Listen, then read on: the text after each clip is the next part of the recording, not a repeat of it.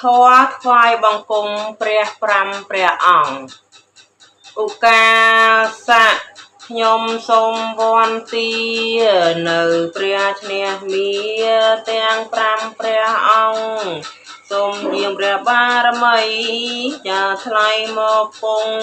នៅនីកំឡុងទីឋាននេះណាព្រះសុខសន្ធោ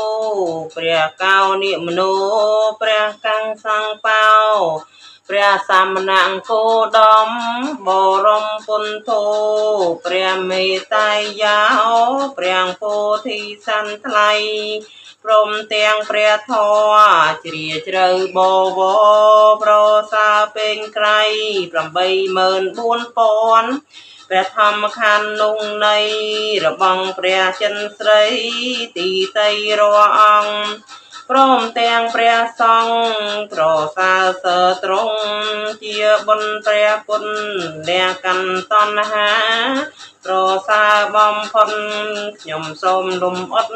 កាយវាចាចិត្តដែលជាងនៃខ្ញុំ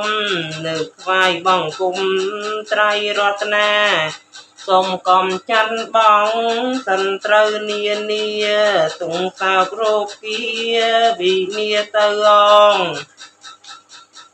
ធម៌រតនបូជាឥមេហេតិបធុបាទេសាការេហេកោទាំងធម្មៈសង្ឃាំអភិពោជយាមិមេតាបេតាទីនាងគុណវន្តានញ្ច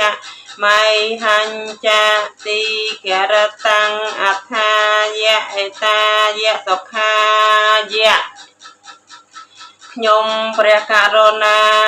សូមបូជាចំពោះនៅព្រះពុទ្ធព្រះធម៌ព្រះសង្ឃជាម្ចាស់ដោយគ្រឿងសាការៈទាំងឡាយមានទាននិងធូបជាដើមនេះដើម្បីសេចក្តីចម្រើនដើម្បីជាប្រយោជន៍ដើម្បីសេចក្តីសុខ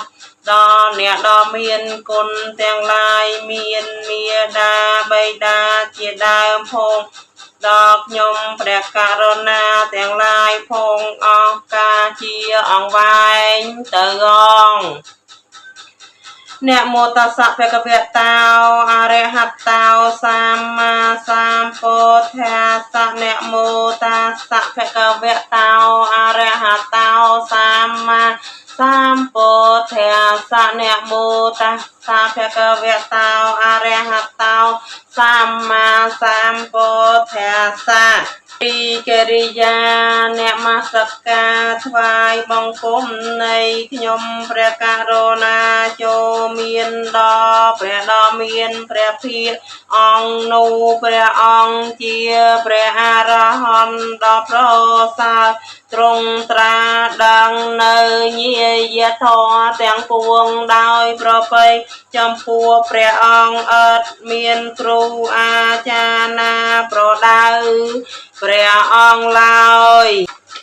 យោសន្និសនោវរៈពោធិមូលេមេរាំងសាសេណាំងមហតង្វិជ័យយោ